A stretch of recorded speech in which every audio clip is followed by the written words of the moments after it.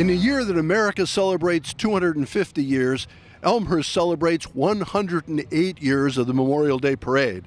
I'm Ken Bartels from the Community Bank of Elmhurst, along with my partner, Tony Cazzone, retired from the city of Elmhurst. And Tony, what can you say about a tradition that goes back to 1918? Awesome, just totally awesome, Ken. And you know, Memorial Day typically is the unofficial start of summer with barbecues and the beaches that are open, the kids getting out of school and whatnot. But the most important thing is to remember our veterans and those that sacrificed their lives for us so that we enjoy the freedom that we have today.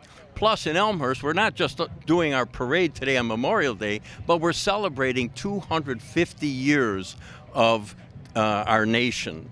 It's the semi-quincentennial, 250 years of unity, resilience, and freedom. That's just totally awesome that we have that. We got a great parade today. We have over 80 units. I'm excited. It's going to be fun, and let's do it. So we're here at Wilder Park. Sit back and enjoy the Elmhurst Memorial Day Parade. We're here at the start of the Elmhurst Memorial Day Parade, the 108th parade in the history of our city. And we'll start off with the Elmhurst Police and Fire Color Guard and Police Chief Michael McLean. We have a beautiful day today. Honestly, it's going to be a high of 82 degrees, not a cloud in the sky. We're very fortunate for a great day today to celebrate Memorial Day. Following the color guard, we have a sign that commemorates the Grand Marshal for the 2026 parade. That's Bill Shanklin, Sergeant First Class, Army Intelligence and Special Forces, an all-around good guy. He's a fixture in Elmhurst on several commissions and a member of the Chamber's Civic Hall of Fame. You're seeing Bill going by. Good to see Bill all outfitted in his Special Forces gear. Great guy. Bill is a great guy.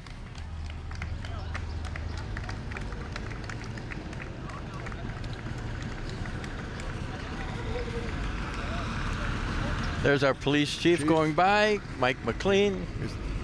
Here's the vintage fire truck, Ken. Yep, with the fire chief on board as well.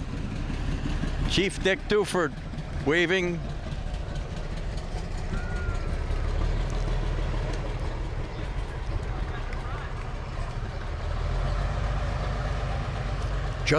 Just lights, no sirens, in keeping with the somber nature of the Memorial Day Parade. But I want to say a little bit about that. This year, with the celebration of America 250, the parade committee, headed by Heather Barakis, decided that the parade, because of the 250th anniversary, could, if you will, be a little more light-spirited in the nature of the fact that it is the unofficial start of summer. So the parade itself this year is a little more lighthearted until you get to the corner of Church and Prospect. When they make that corner, which is the shot that you're seeing on camera most of the time, that's when it gets somber and true Memorial Day. Yes, yeah, they've asked to cut back on the whistles and the noise, again, like you say, Ken, so that we keep the somber of our parade. The Daughters of the American Revolution, the Martha Robertson chapter.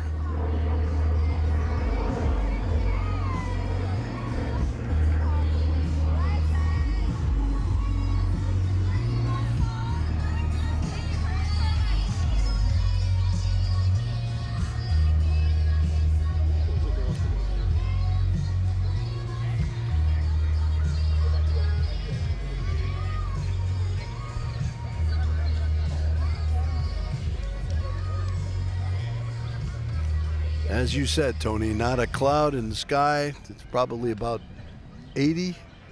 First time parade members this year, the Sons of the American Revolution, the Fox Valley chapter. They join us this year, as I said, for the very first time, and we certainly welcome them to the Elmhurst Parade. Absolutely. From what we understand, those are not costumes they're wearing. Those are actual uniforms.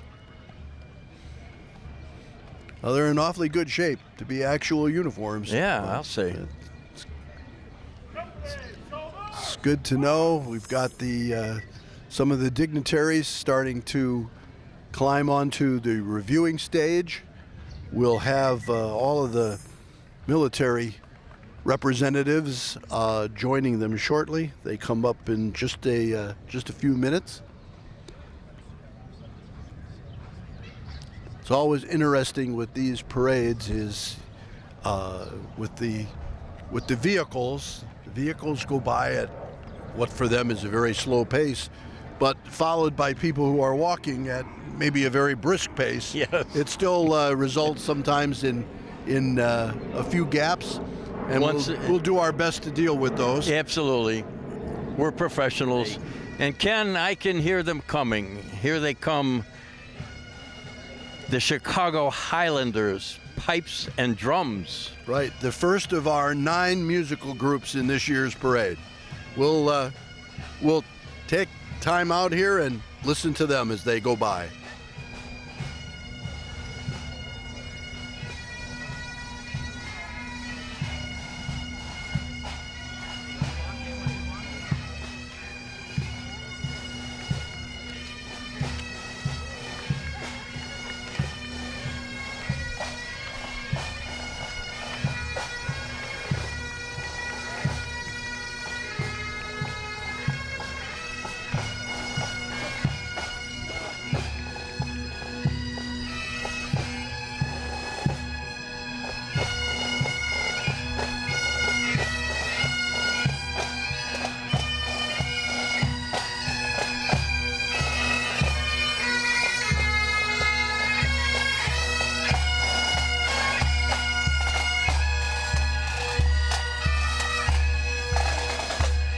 Ken, coming up now should be the Elmhurst America 250 commemorative bell. The parade is featuring, it's a public debut of the Elmhurst 250 bell, a commemorative piece created to honor the 250th anniversary of the United States. The bell reflects Elmhurst's commitment to recognizing both national history and communities placed within it. Sign was carried by Rich and Jen Reichert, and here is the bell itself. The bell has the America 250 Elmhurst logo on it, as well as the stand. The bell itself, handcrafted out on the East Coast, and the mechanism that holds it, crafted locally. Everything was privately funded with donations. We got the mayor and members of the city council going by, followed by the Elmhurst Trolley, which will be starting its season here in just a week or so. Yes, absolutely. As a matter of fact, the trolley is celebrating its 10th season of exploring Elmhurst, and it starts up the summer season June 5th, goes through September 19th, Fridays and Saturdays from 12 to 11 p.m. That bell, by the way, will be making its way all around town during the remainder of 2026, the 250th year, and then it will go inside the Elmhurst History Museum and be part of the permanent exhibit.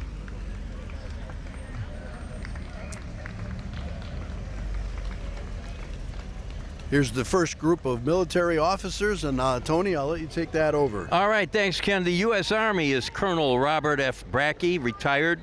Captain Lori Tompos, retired. Captain Stephen Tompos, retired. And Lieutenant Colonel Martin E. Jensen, retired.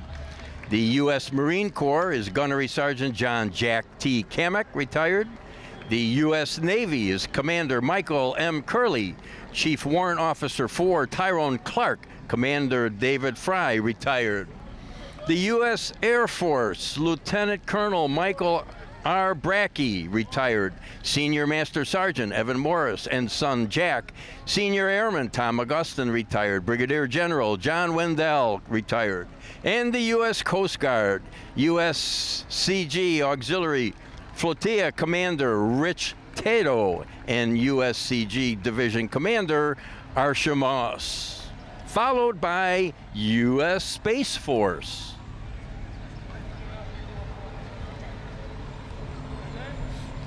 When the Space Force was added several years back, there was an additional granite pillar created at the Veterans Memorial, so Space Force does indeed have its place at the Veterans Memorial here in Wilder Park. Very cool. Got a little lull here because this is the point at which the military personnel exit their vehicles and then go on to the reviewing stage to watch the rest of the parade. We're happy to have with us the Oak Brook Fire Department. It looks like ladder number 94.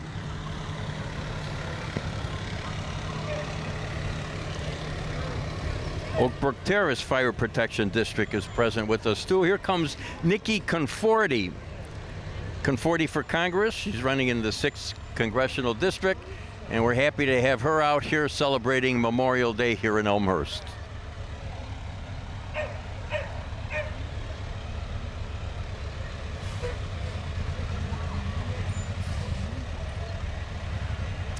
As I said, there's the military folks are making their way to the stage as they exit their cars. The parade goes on as they do that, and then of course they will formally review the rest of the parade as respected dignitaries. That will include recognizing the numerous color guards that are still to come. Coming up next is the DuPage County Sheriff. That's James Mendrick. You know, Ken, one thing that's nice to see also, a lot of the units that go by, you know, as they pause, they will salute the dignitaries up on the stage, and they in turn salute back.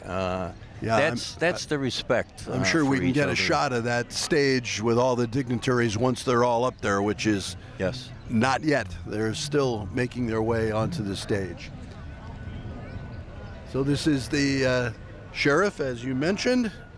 Happy to have him here, followed by the representation from Cindy Cronin Cahill from the DuPage County Board.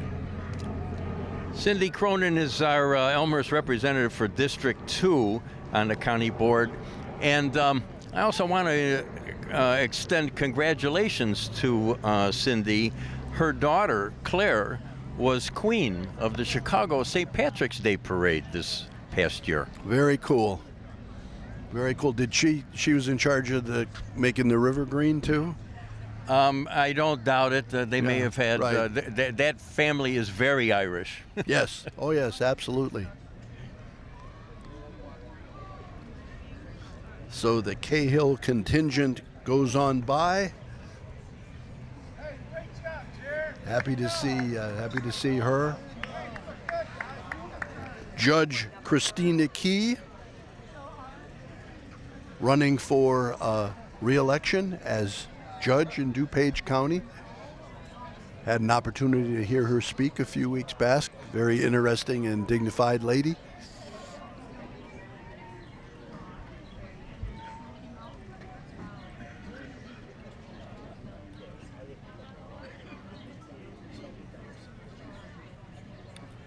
Again, I'm sorry. Go ahead, Tony. I think the people are enjoying the walk more than the parade itself. It's such a beautiful day today. That's why we have just a little gap here. Well, it's a spot to recognize parade organizer Heather Barrikas and the entire group of city staffers that run the Memorial Day Parade.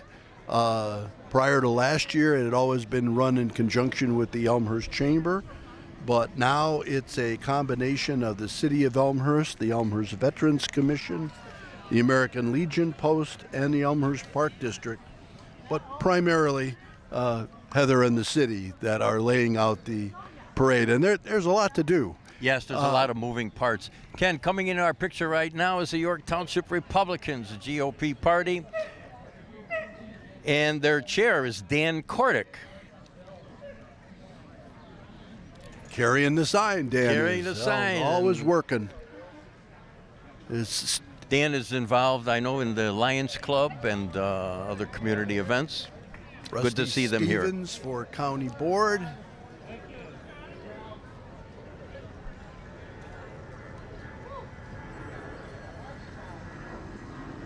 Something a little different this parade, Tony. The scouting, the various Boy Scouts, Cub Scouts, Girl Scouts, Yes. Brownies.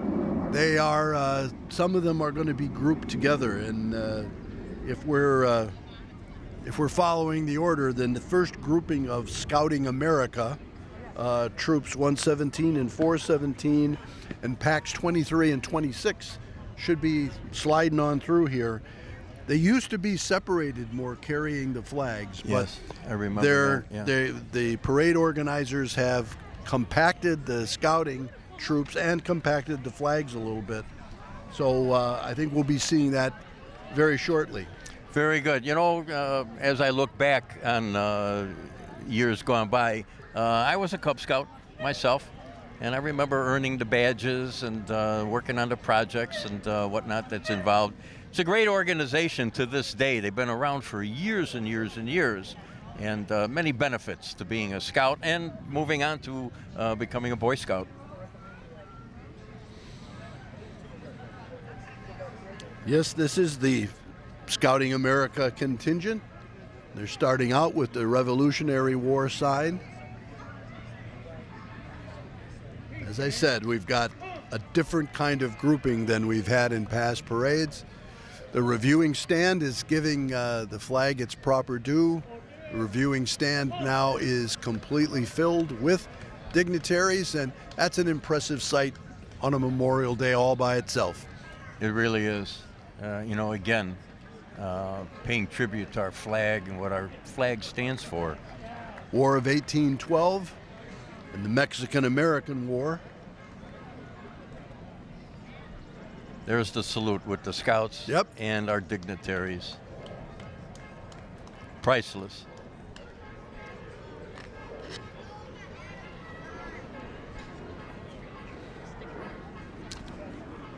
Civil War.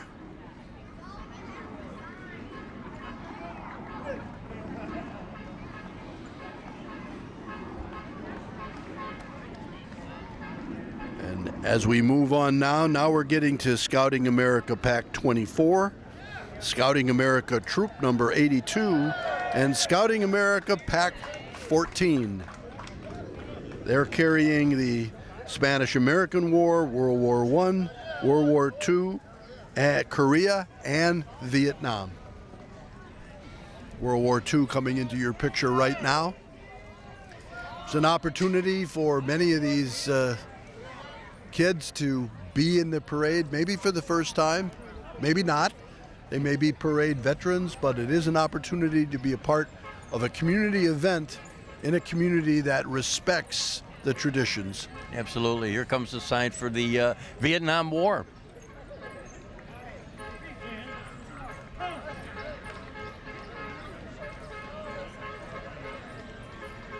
Reviewing stand salutes the flag again.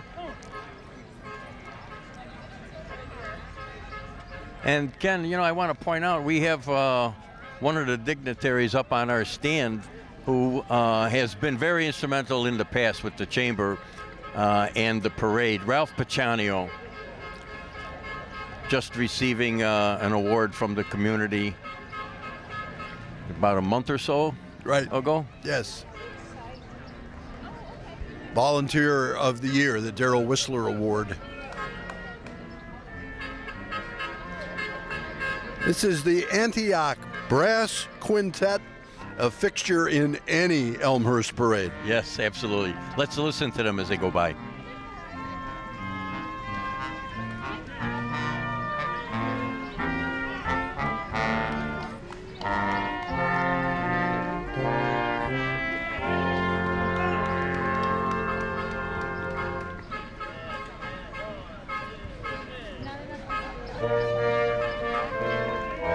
U.S. Coast Guard Auxiliary Color Guard coming into your picture right now.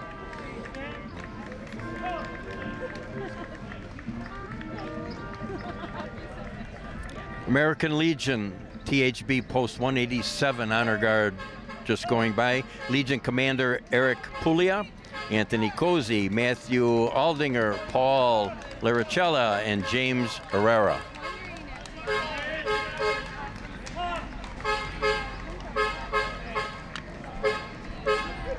Air Force Auxiliary going by. Sometimes these groups get out of order a little bit, but we'll recognize them as they go by anyway. Yeah. It is just way cool to see these. I know you've mentioned before, Ken, if some of these vehicles could talk, the stories that they could tell of what they've gone through. No question.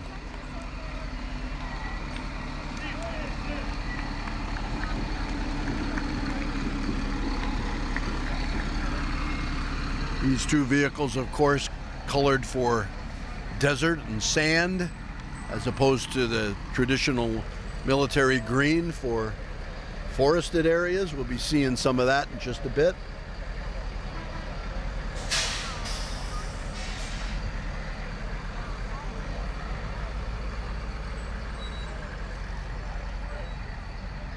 You know, you mentioned Heather Barakas earlier, Ken. The parade has a lot of moving parts to this. It takes quite a bit, a lot of coordination, and congratulations to her for doing a great job. Bringing joy through music, entertaining Greater Chicago. Celebration Brass going by, silent in front of the reviewing stand. Not sure about that. Here are the green military police jeeps going by. The Northern Illinois Chapter Military Vehicle Preservation Association. Here's where you hear me tell my story about my uncle who was in the National Guard. And when I was a kid, he used to let me ride in the Chicago parades in the Jeeps because of the position that he had. And the Air Guard is to this day there for us, and we appreciate everything they do, keeping us safe. Or the National Guard, rather. We've got Air Guard, too, for that matter. The Army green going by, absolutely. Jeeps, cargo trucks, troop carriers.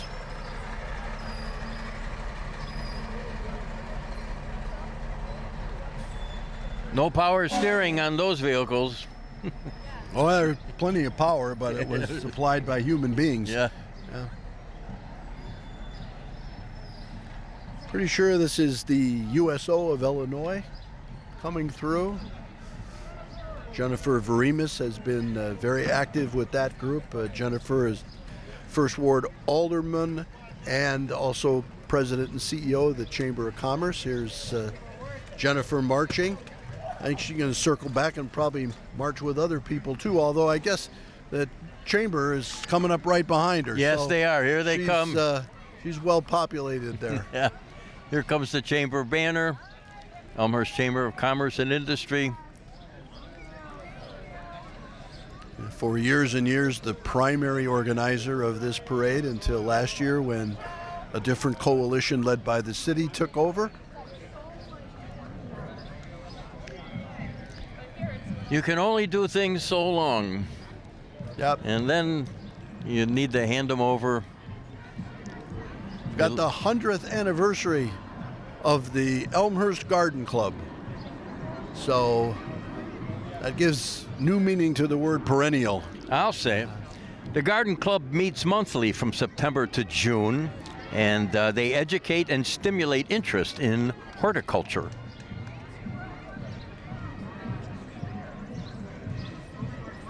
And they donate services all over town. They plant things and they help people identify the best plants for certain landscapes and certain kinds of soil. It's a very active club in its own way. Yes. We're glad to have them with us again this year.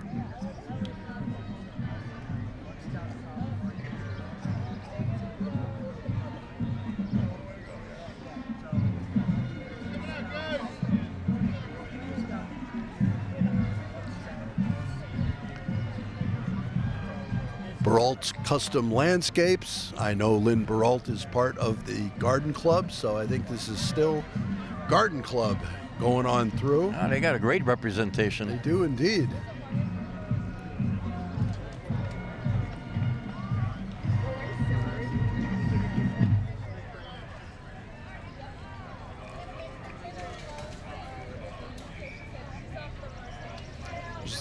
The Elmhurst Heritage Foundation, which is the foundation that supports the Elmhurst History Museum and the Churchville Schoolhouse. And a special word about them is that the Heritage Foundation purchased a flag display, which is now going to be a permanent part of the flag display behind Wilder Park. And if you have an opportunity to see that, you really should. It's outstanding.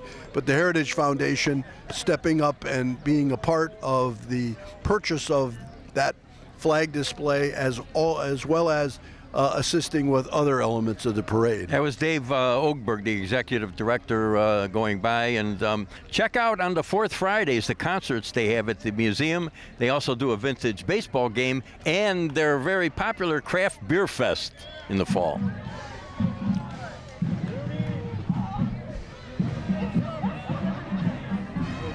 It was District 205 officials going by.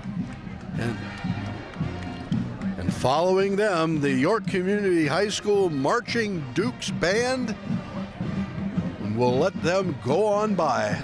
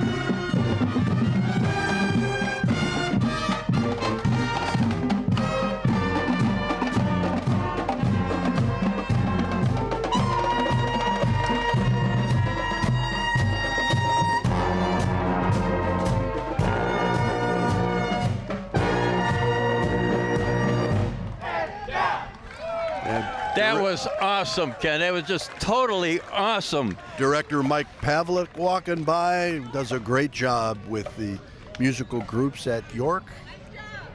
What a great presentation.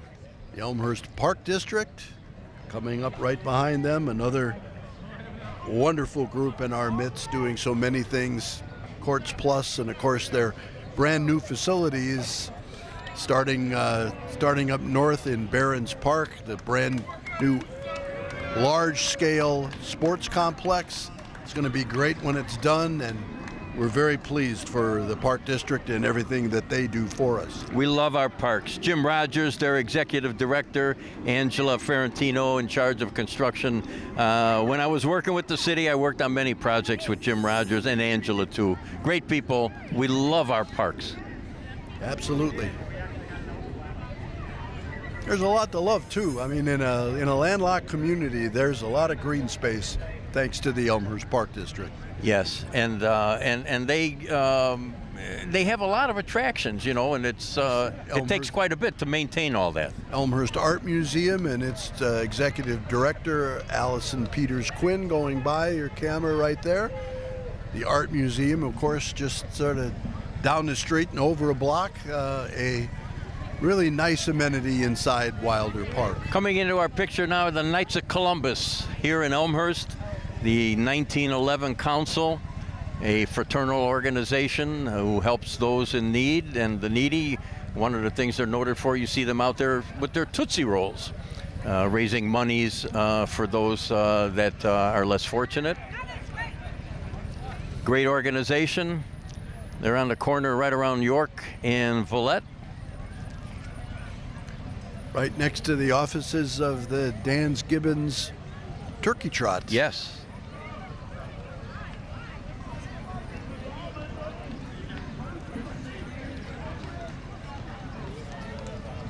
There's, just to capitalize on the Knights, there's 4 degrees in the Knights as you graduate, as you work up, and the 4th degree being the patriotic degree. They're the ones that carry the swords. We start once again with the commemorative war signs. These are the Girl Scouts of Greater Chicago and Northwest Indiana with the Persian Gulf War and the War on Terrorism.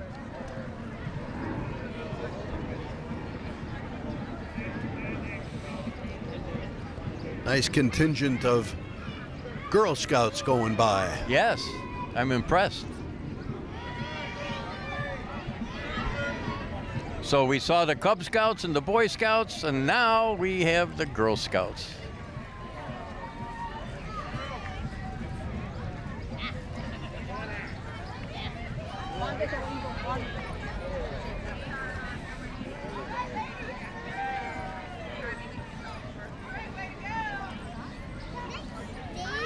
This is the next group that we always say they're a very interesting group, Ken. The League of Enchantment.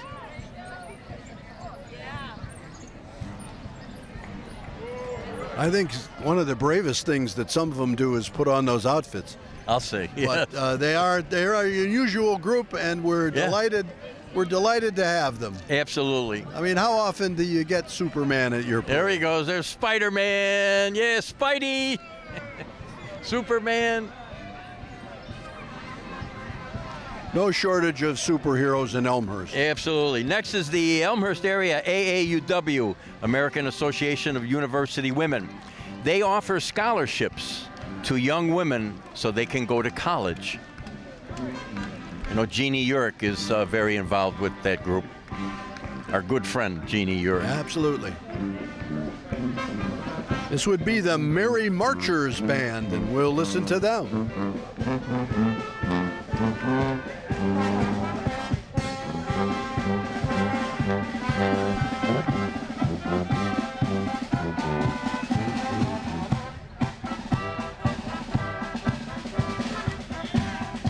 That trombone player in that group plays in a very well-known band called Link Effect. Rotary Club of Elmhurst going by. They do about $60,000 a year in donations within the community for scholarships and direct support to charitable organizations.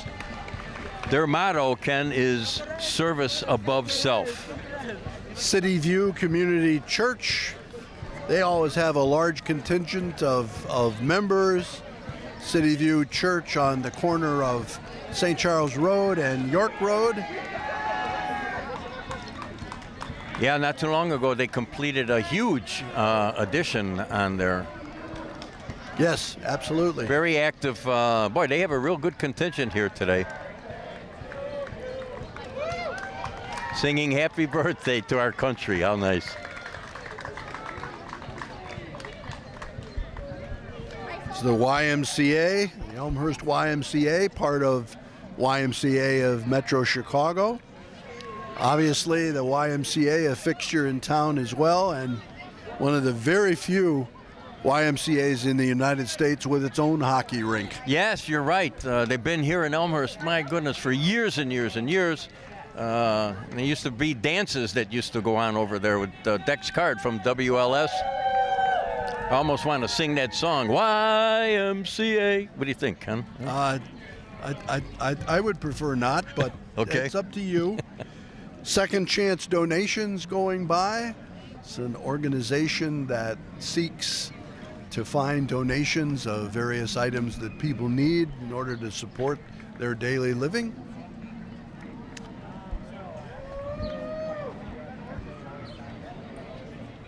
Continuing to go on by. I think we've got the Elmhurst Lions Club coming up now. The Lions and the Kiwanians and the Rotarians, very active, three active and growing service clubs here in Elmhurst, and we'll see the Kiwanians a little bit later carrying the large American flag, which ends the parade officially. Right. The Elmhurst Lions raise funds that benefit local children and adults with vision and hearing needs.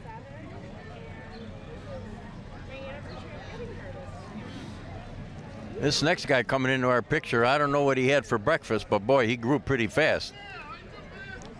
Yeah, it's Jace Hunt, professional stilt walker.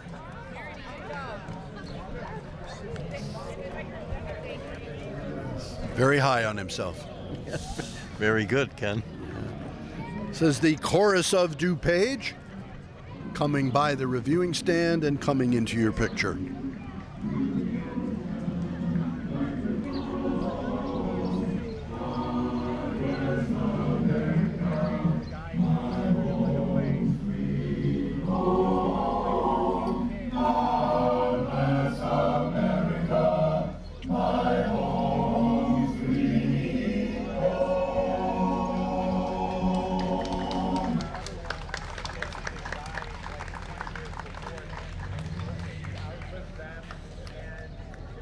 Mathnasium of Elmhurst,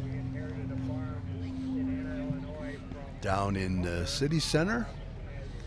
Contingent regarding them.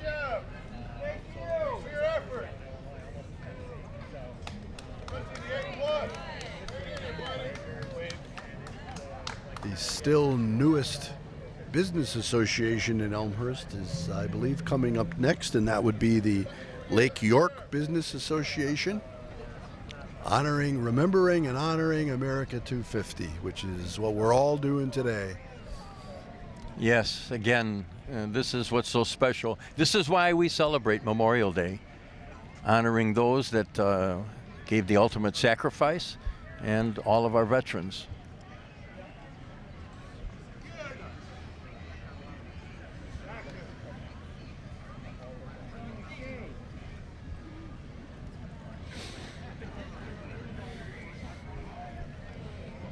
This is unit coming up. This is the Elmhurst Seventh-day Adventist Church, I believe. Nope, it's not. I'm seeing Elmhurst Centennials. Yep, Elmhurst Centennials Pathfinder Club with the Seventh-day Adventist Church. So there they are. I wasn't completely wrong. And we welcome them. Yes.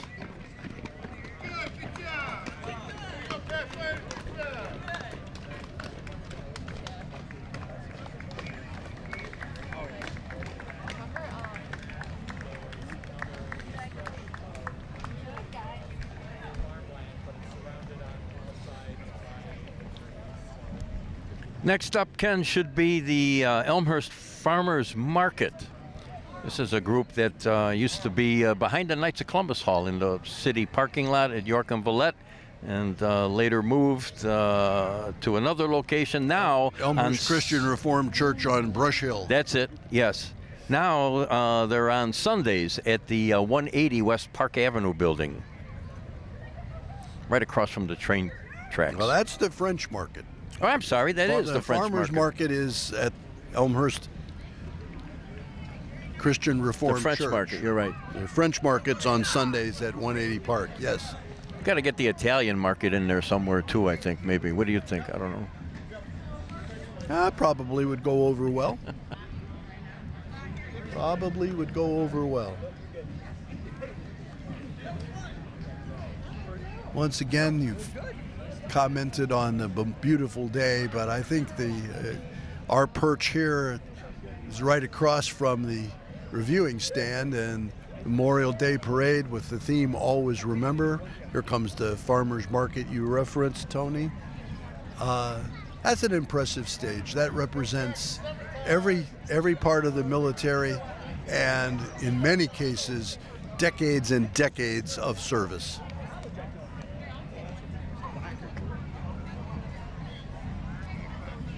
Well, this is what our nation is all about.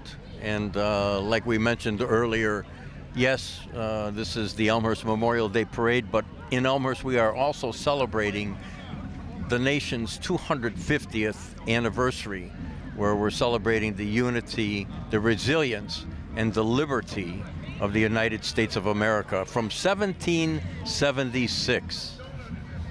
That's a long time. Well, doing it up big, too. If you go to the Elmhurst City website, the Explore Elmhurst site, you'll see all the scheduled America 250 Elmhurst, Elmhurst Choral Union going by, but you'll see all the events from a public reading of the Declaration of Independence to concerts, other types of historical kinds of events. It's just, we're loaded throughout the entire year. Yeah, so we're not just celebrating today at our parade, but as you're saying, we're celebrating all year long here in Elmhurst.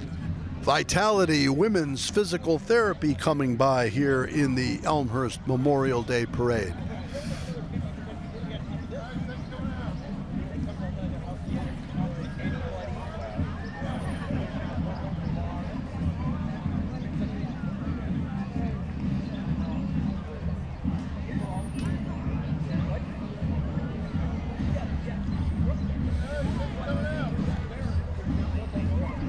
Next coming up is Republic Services. This is the city's refuse collector.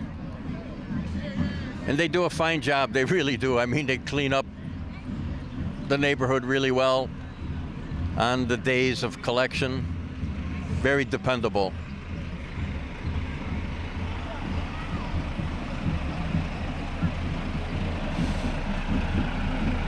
It's always great to see a garbage truck that's absolutely spotless. Yeah.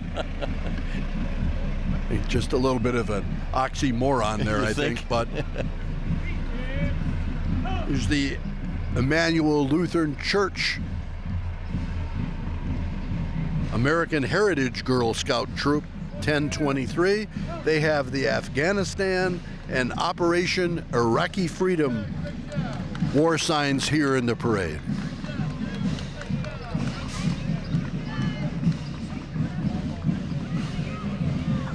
Now, I love the York Dukes Marching Band, but this is a group, all the middle schools come together to form the Bryant, Churchville, and Sandburg Middle School's Marching Band, and here they are.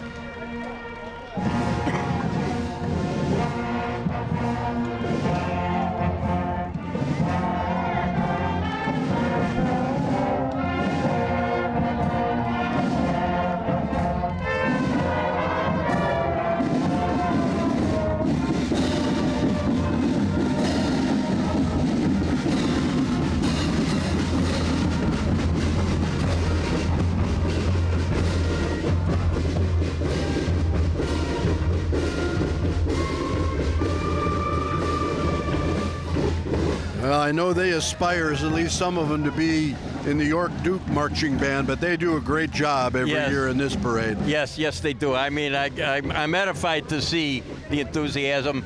And, of course, I have a soft heart for the percussion part of that band. And I hope that is a training grounds for them to eventually graduate into York's marching band.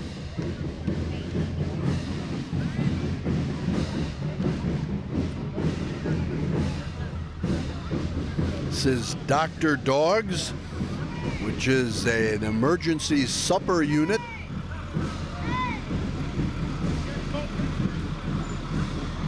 That's kind of clever. Looks like yes, a little ambulance of sorts for the dogs. Exactly.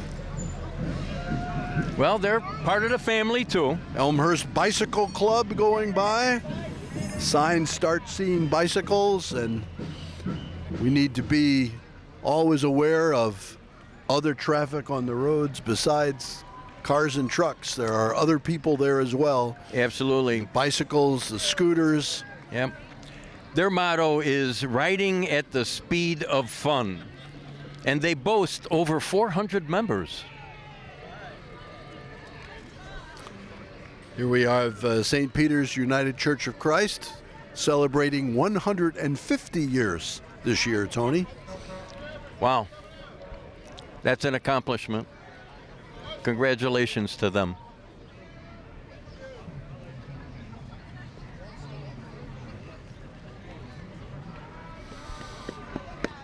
Go ahead.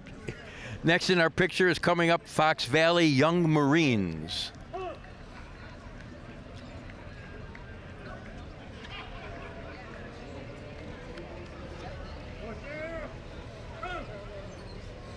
And representatives with them from the Elmhurst DARE program.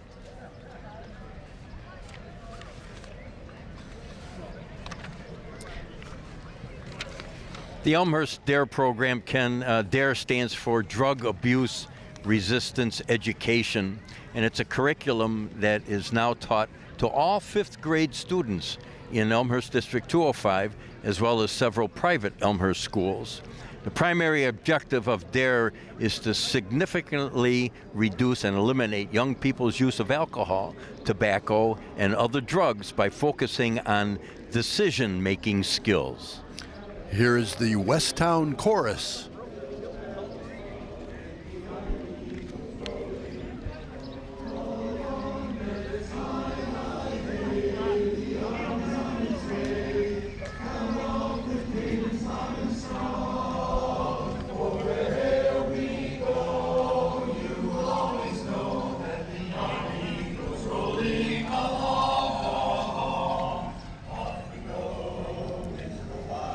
Betty's Beauty Bar going by, following the West Town Chorus.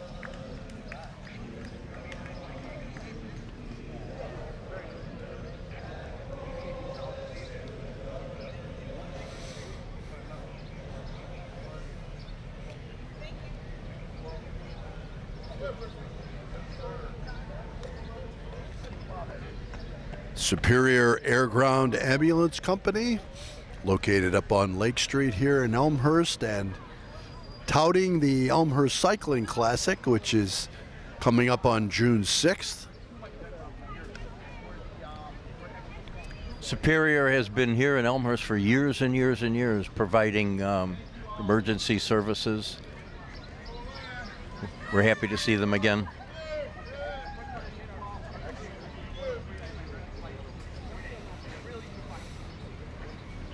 The York Radio Club, who do spotting for the parade organizers and sometimes let us know when things are a little bit out of order. Yeah. Followed, coming into your shot, the Elmhurst Chicago Stone Company, the oldest business in the city of Elmhurst. Now I want to mention one thing too, Ken, about that cycling foundation. Tim Radcliffe, the president, they have their cycling classic coming up June 6th. Yep, absolutely. And they raise funds for people and charities in need. Weston Sons Towing. And you know, Tony, we're literally almost at the end of the 108th Memorial Day Parade.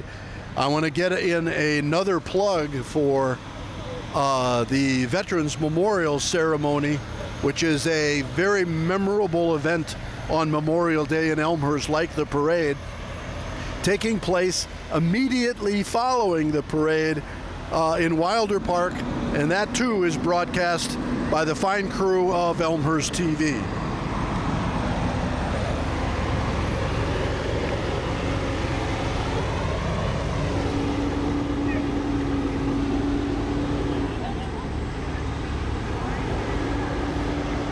We got a couple more tow trucks, and then we will see the Kiwanis Club of Elmhurst along with City of Elmhurst staff and the giant U.S. flag. That is always such a nice touch and culmination to our parade every year. These tow trucks are such that they actually have a little trouble navigating some of the turns. Yeah, those are monster trucks. I recognize some of their rotators, and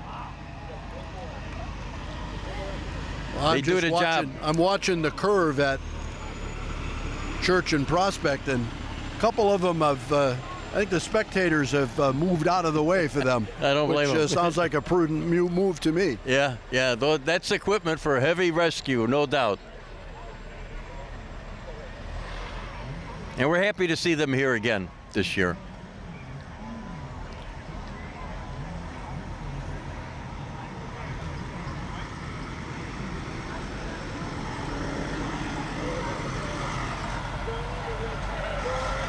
Weston Sons just going by. That's another company that's been in Elmhurst for years and years. Making the turn, of course, then becomes the Kiwanis Club of Elmhurst, the City of Elmhurst staff, carrying the 1976 giant U.S. flag, ending the parade as they always do. And this is an opportunity to once again thank the parade organizers, thank the military officials for coming out not only on the reviewing stand, but those that will take part, the military officials and American Legion officials taking part in the memorial ceremony coming up shortly. But we want to take this opportunity to wish all of you a wonderful Memorial Day, a proud Memorial Day, and let's look at the United States giant flag.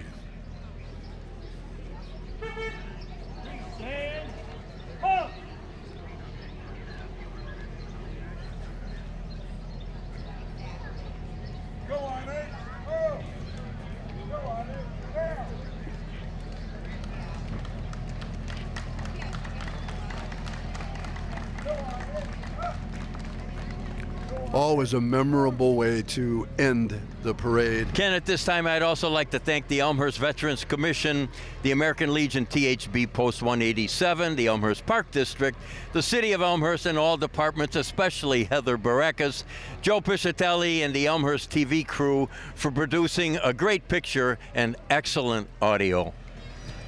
So Tony, for Tony Cazzone, I'm Ken Bartels. That is the conclusion of the 108th Memorial Day Parade here at Elmhurst. Stay tuned for the military ceremony. Enjoy your day.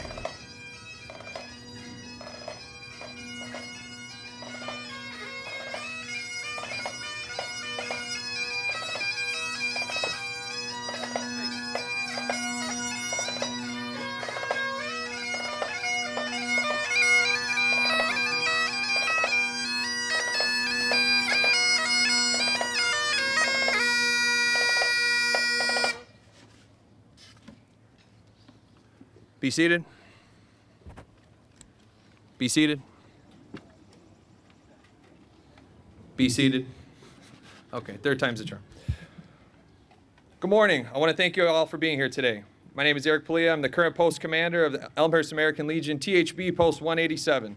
I'm joined here today by Officer of the Day and current Elmhurst American Legion Post Adjutant and retired Navy Commander Mike Curley, who's been a great help with the planning of today and the parade and ceremony. I also want to thank our American Legion Honor Guard, who are here with us today to my right, and all of the military officers and NCOs seated in the front row who were willing to ride in the vehicles you saw in the parade. If you can, will you please stand and be recognized?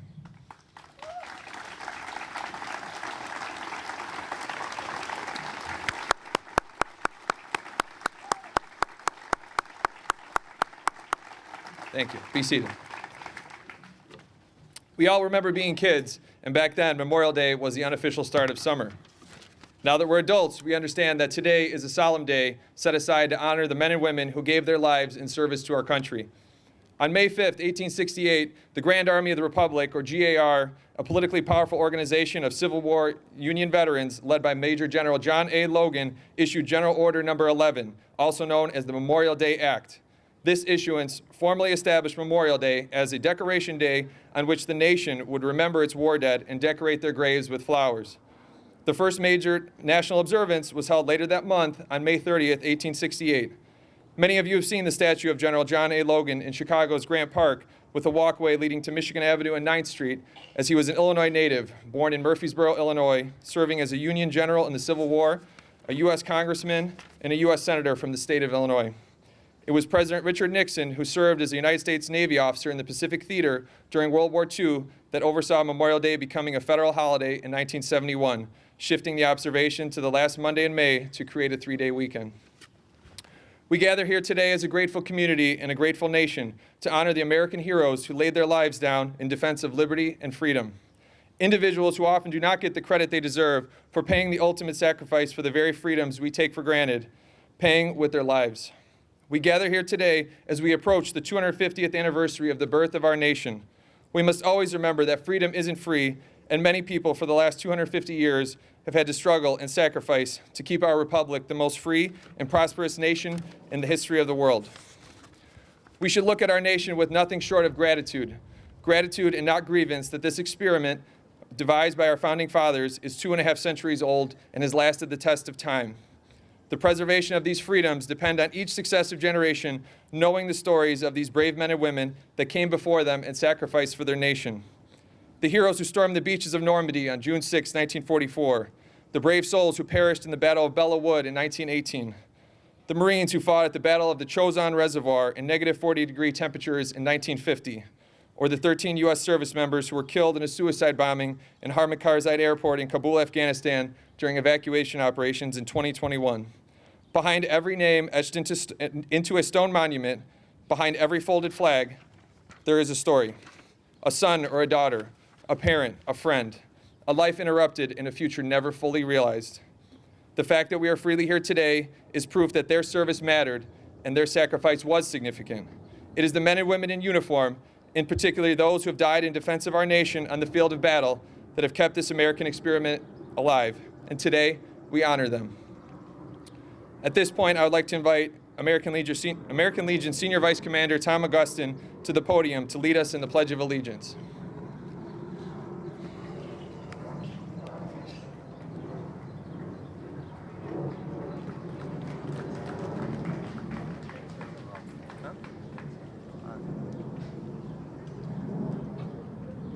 Well, let's start.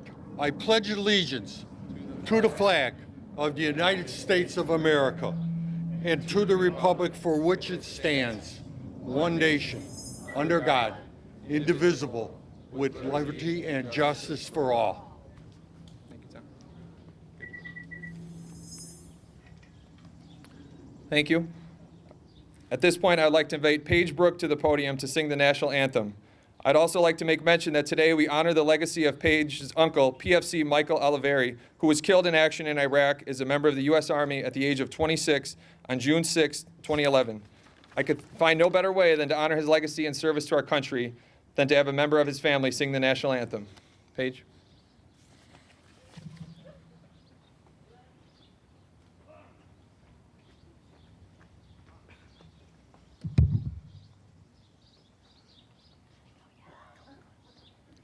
Oh, Raise that arms. can you see by the dawn's early light what so proudly we hailed at the twilight's last gleaming, whose broad stripes and bright stars through the perilous fights o'er the ramparts we watched were so gallantly streaming, and the rocket's red glare, the bombs bursting in air, gave proof through the night that our flag was still there. Oh, say does that star-spangled banner yet wave o'er the land of the free and the home of the brave?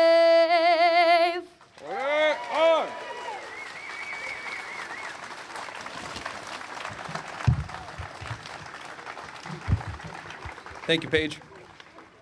At this point, I would invite retired Brigadier General John Wendell of Elmhurst to lead us in the opening prayer.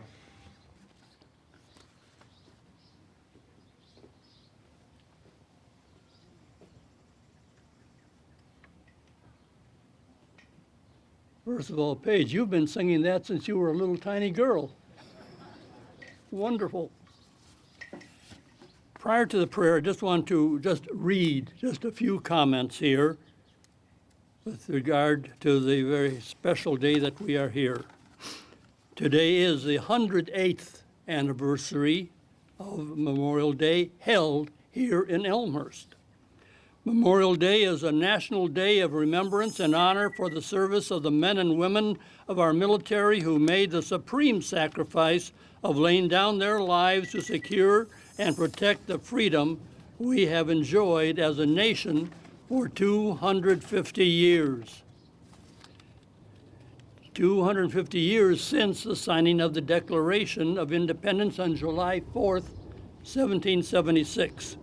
That freedom was secured for the 2.5 million Americans in 1976 and continues for the 349 million citizens of our great nation today. So I invite you to join me in the offering of a prayer of thankfulness to God. Our Father God, we thank you for this day. We thank you for this nation. And we want to thank you now for the men and the women who have served so gallantly throughout the many years of this nation. And we especially remember those who made the supreme sacrifice of laying down their lives that we might live and live in freedom.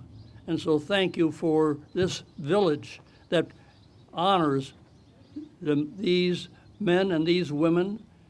And thank you for all of us who are gathered here this day to pay our tribute to this nation and to you, our God. I pray in the name of Christ, my Lord. Amen.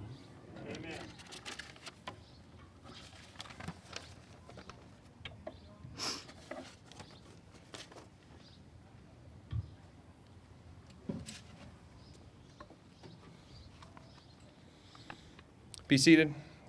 Color guard, take your post. Also, just like to remind, if anybody's still standing, we do have some seats here. I think all the reserve people are here, so if anybody would like to sit in these chairs up here, feel free. I now invite my friend and Naval Academy graduate and Elmhurst resident Ted Ferguson to the podium to read the Gettysburg Address while the chorus of DuPage sings the Battle Hymn of the Republic.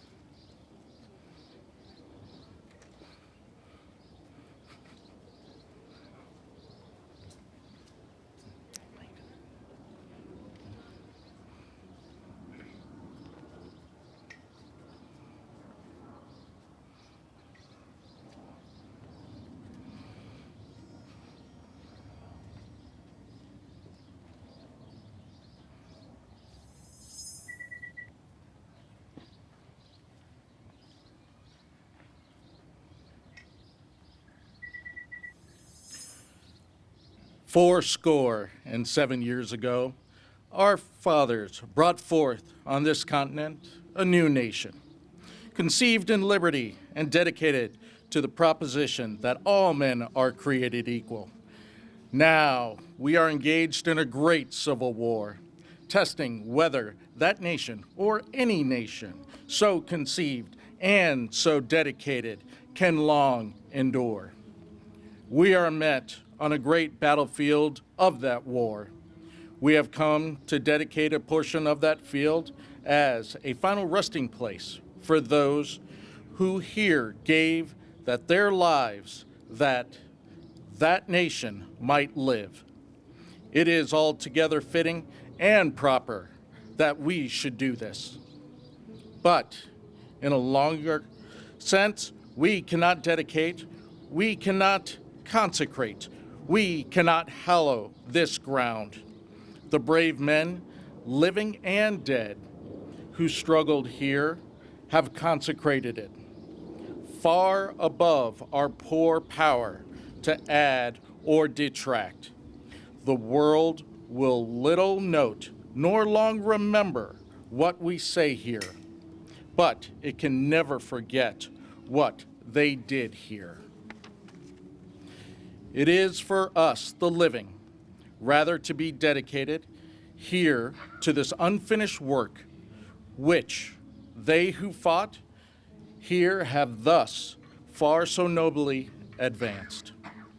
It is rather for us to be here dedicated to the great task remaining before us, that from those honored dead we take increased devotion to that cause for which they gave the last full measure of devotion, that we here highly resolve that these dead shall not have died in vain, that this nation, under God,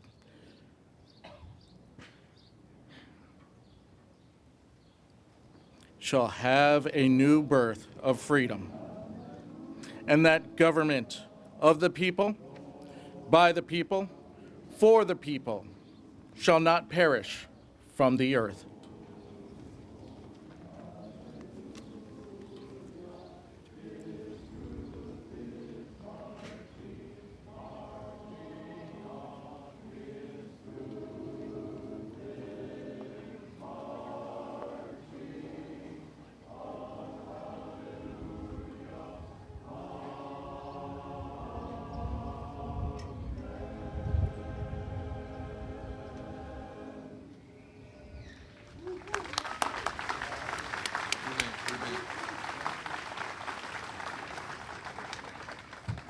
Thank you, Ted. Thank you, Chorus of DuPage. I now invite Jackie Bussert, the Regent of the Daughters of the American Revolution, or DAR, to present the DAR Distinguished Citizen Award.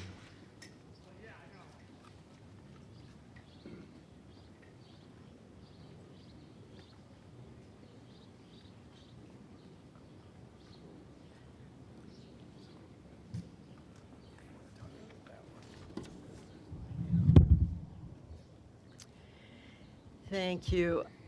I apologize for the cane, but I just returned a couple days ago from a visit to the motherland, England, where we went to the villages and towns that our ancestors came from back in the 1600s. And everywhere we went, without hesitation, people expressed their love of America. It was a very gratifying trip. It's my pleasure to be here on behalf of the daughters of the, and I had a fall, thus the cane. It's my pleasure to be here on behalf of the Daughters of the American Revolution. For those who don't know what that is, it's a non-political, non-profit women's service organization founded in Washington, D.C. in 1890, whose members are direct line female descendants of the men and women who contributed to this nation's founding. Yes, it's lineage, genealogy, ancestry that gets us into DAR, but that's not why we exist. DAR's purpose is grounded in service. Specifically, DAR works in historic preservation, promoting better education, and fostering non-political patriotism. One of the joys we have in DAR is discovering others who share this commitment to serving country and community, the same commitment that DAR has, and recognizing them with various citations and ceremonies. Today I am here to present the DAR's Distinguished Citizen Medal, which is given to an individual aged 18 or older who exemplifies honor, service, courage, leadership, and patriotism. This medal may be awarded only to emergency, first responders and health responders, active duty military, veterans of the U.S. Armed Forces, and citizens who have contributed to the defense, security, or freedom of the community, state, or nation in an exceptional manner. All nominations for this medal made by a local chapter, which we did make this nomination, must be approved by a state DAR chairman acting under the direction of DAR's National Society. Our Distinguished Citizen Medal recipient today has lived a life of sacrificial service to country and community since enlisting in the U.S. Armed Forces upon graduating from high school. Our recipient specialized in combat intelligence on active duty during the Cold War and was deployed in support of special forces with the active Army Reserves during the Vietnam War. He has been a leader in community veterans issues and service, including through American Legion Post THB 187 and on the Elmhurst Veterans Memorial Commission. Among his most recent projects is helping the Student Veterans Committee at York High School bring to reality their dream of installing a new permanent and interactive memorial to honor York's alumni students who died in service to their country. He was also instrumental in the project to secure the new bell introduced in today's parade as a lasting community symbol commemorating America 250. His list of military, civic, business, and veteran accomplishments is long, and those who know him need to hear no more to know why it is fitting to bestow DAR's Distinguished Citizen Medal on William R. Shanklin.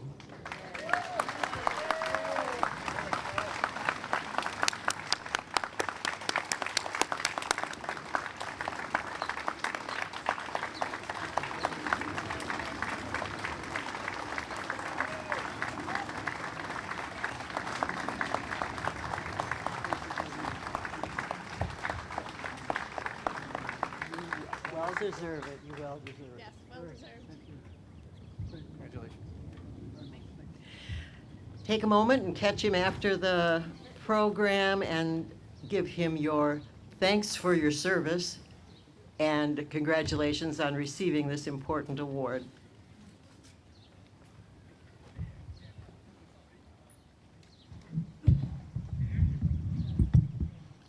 Congratulations, Bill.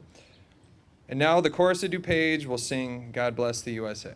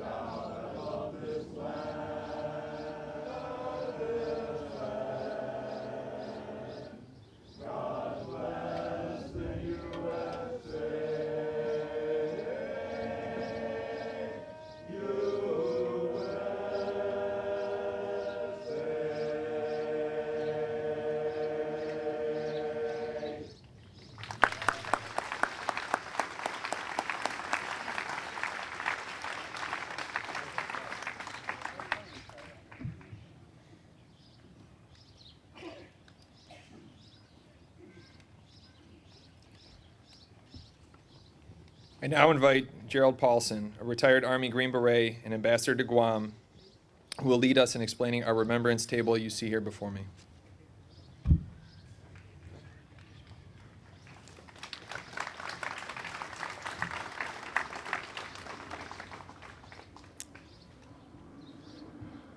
You may have noticed a small table in a place of honor. It is set for one. This table symbolizes the fact that members of our profession of arms are missing from our midst. They are commonly called POWs or MIAs. We call them our brothers and our sisters. They are unable to be with us today, so we remember them. This table set for one is small, symbolizing the frailty of one prisoner alone against his oppressors. The tablecloth is white, symbolizing the purity of their intentions to respond to their country's call to arms.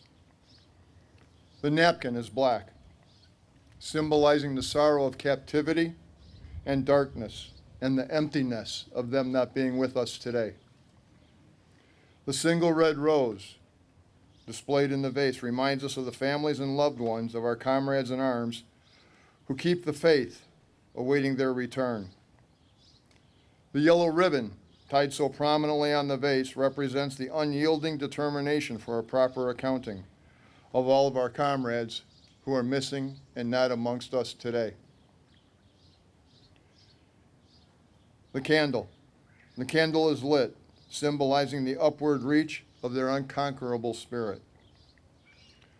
There's a slice of lemon on the bread plate, to remind us all of their bitter fate.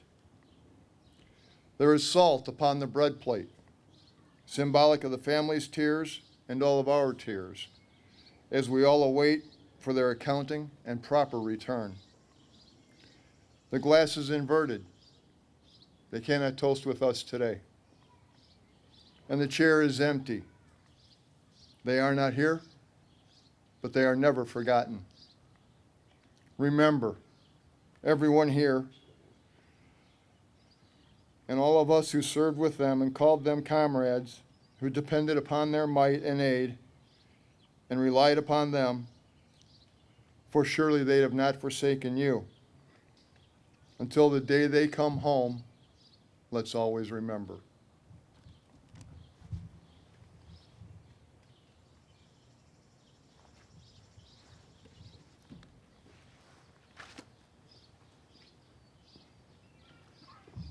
Thank you, Jerry. Now, Commander Curley is going to conduct the second annual Local Hero Recognition. So I invite him to the podium now to speak about Elmhurst native Sergeant Joe Vanek, who was killed in Operation Iraqi Freedom on November 12, 2007. While I did not know Joe personally, I do know many people my age who did know him, and I've heard nothing but good things. A local kid just 3 years older than me, Sergeant Vanek represents all the children born in the 1980s who answered the call for service after the terrorist attacks of 9/11. And I look forward to all of you hearing his story, as Joe Vanek is nothing short of an American hero.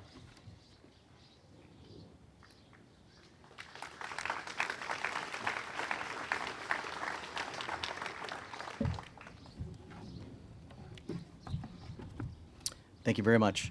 Thank you, Command Sergeant Major Paulson. All right, we had the same problem last year, we're good. Good morning, my fellow soldiers, sailors, airmen, Marine, Guardian, and Coast Guardsmen. Mr. Mayor, elected officials, member of the community, but most importantly, the family of Sergeant Joseph Michael Vanek, United States Army, who are with us today. Please accept my condolences. Thank you for giving me the opportunity to speak this morning. Today, we're going to concentrate on the spirit of the day, remembering the member of Elmhurst community that made the ultimate sacrifice for his country. We're going to celebrate the life and the legacy of Joe Vanek. Please look around. We are at the crossroads of Joe's life. Joe grew up in Elmhurst. He attended Emerson Elementary School, Churchville Middle School, and graduated from York High School in 2003. Joe was a devout Catholic, attending Mass at Immaculate Conception Parish, right over the shoulder, right here. He was baptized there, and his funeral was held there. He played Eagles football. He loved the Field Museum, the Brookfield Zoo. He was a devout and devoted skateboarder, and he loved history. Mrs. Vanek described Joe as an all-American boy. It was only fitting that he served with the 82nd Airborne Division, known as the All-American Division. He was a keen student of history and the world, and he was an avid reader.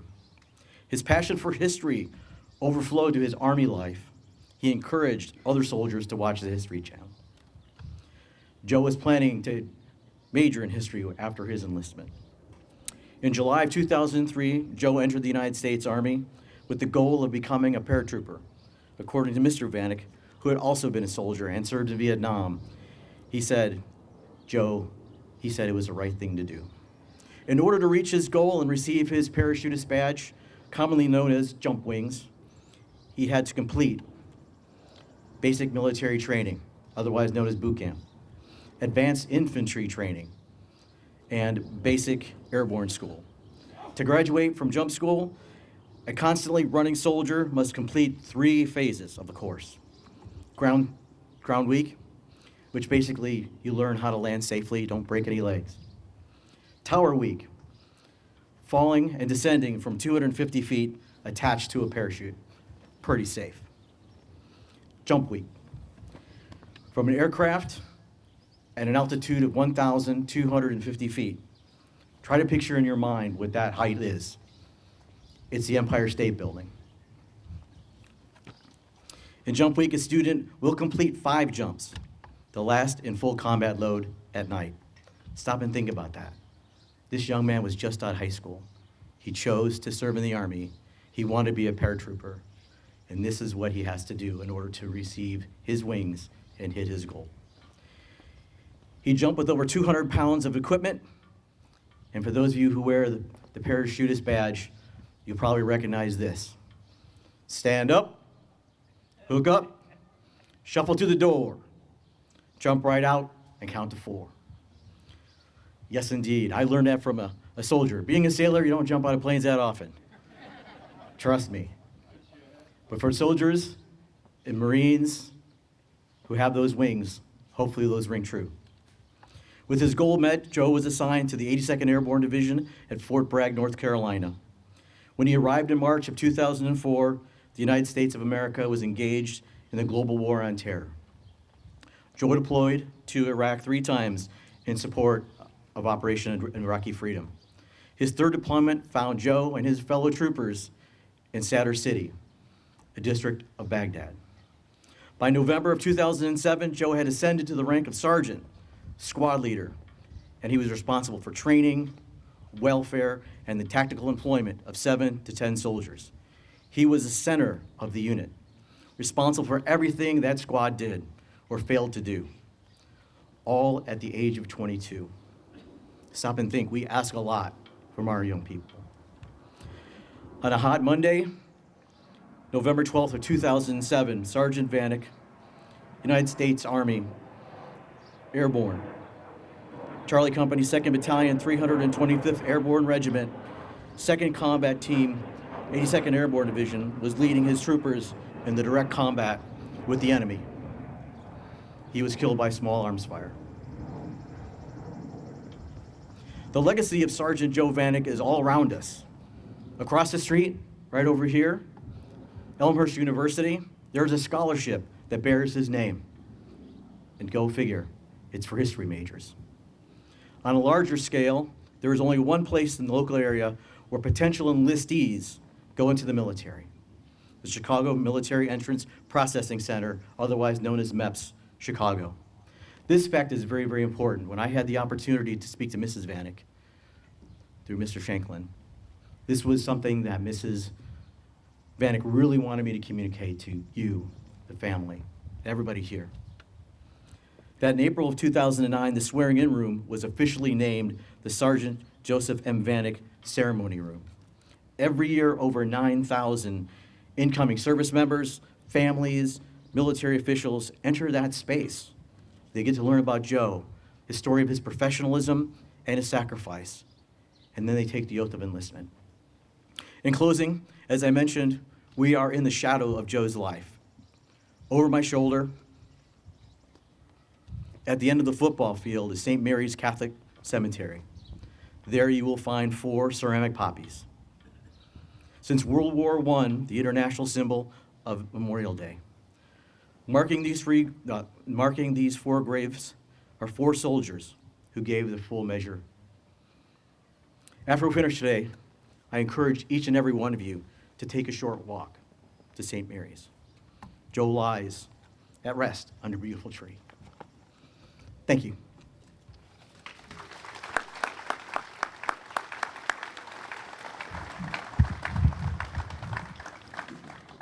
Rifle squad, fire a 3-round volley.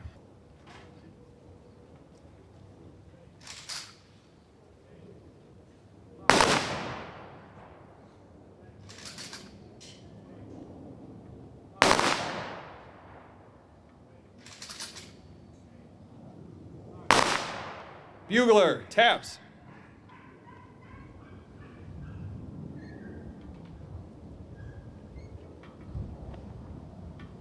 Present arms.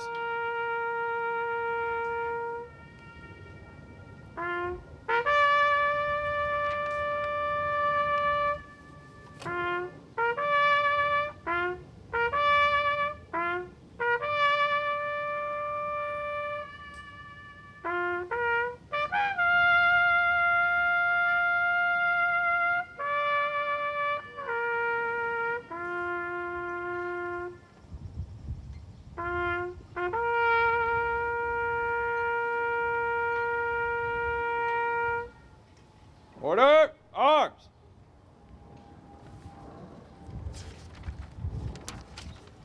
Please be seated. Dismiss the rifle squad. At this point, I'd like to welcome to the podium my friend and the friend to the veteran community, Elmhurst Mayor Scott Levin.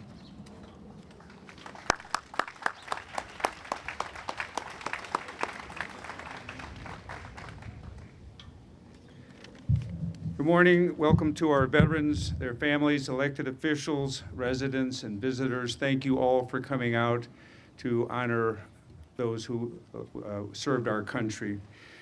Memorial Day is one of Elmhurst's most meaningful traditions, a day when our community comes together for remembrance and gratitude and respect. We gather not only to remember those we lost, but to reflect upon the values that they defended: duty, sacrifice, courage, and service to others. In 2019, some workers were digging the foundation of a building in New York when they began finding human remains, including some buttons from Revolutionary War uniforms. You see, in the fall of 1775, the Continental Army had invaded Canada in a bold attempt to turn Quebec into the 14th colony. It was a disaster. The Americans retreated in 1776 with hundreds of soldiers dying of typhoid and smallpox, and they were quickly buried in unmarked graves. When the remains were found, 100 volunteers worked to have the soldiers' remains placed in a mausoleum at the center of a new memorial to honor them. The point is, these soldiers are still remembered 250 years later. They have not been forgotten. We owe a lasting debt to the men and women who made the ultimate sacrifice in defense of our nation. We must not and we will not ever forget.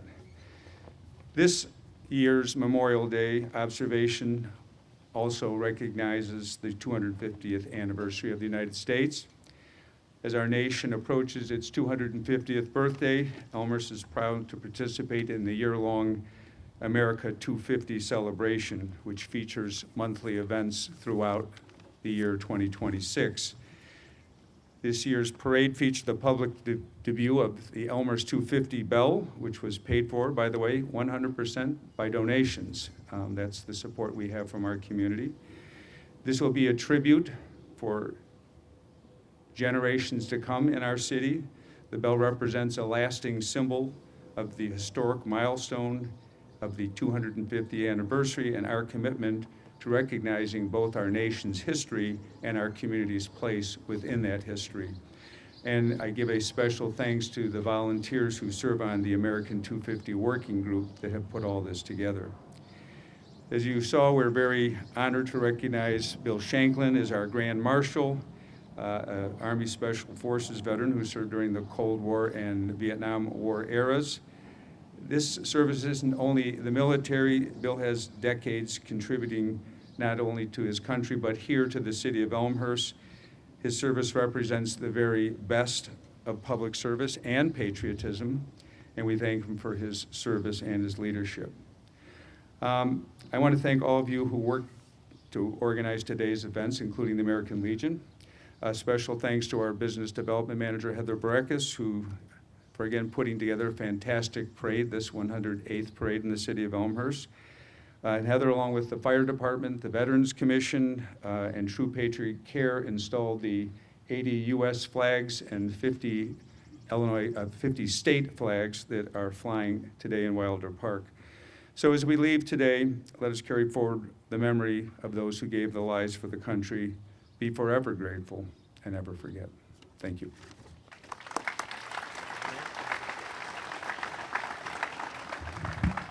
Thank you, Mayor Levin. At this point, I'd like to welcome to the podium our Parade Grand Marshal, Army veteran Bill Shanklin, who has been a great mentor and friend to me, and I'm honored to carry on his legacy as Master of Ceremonies.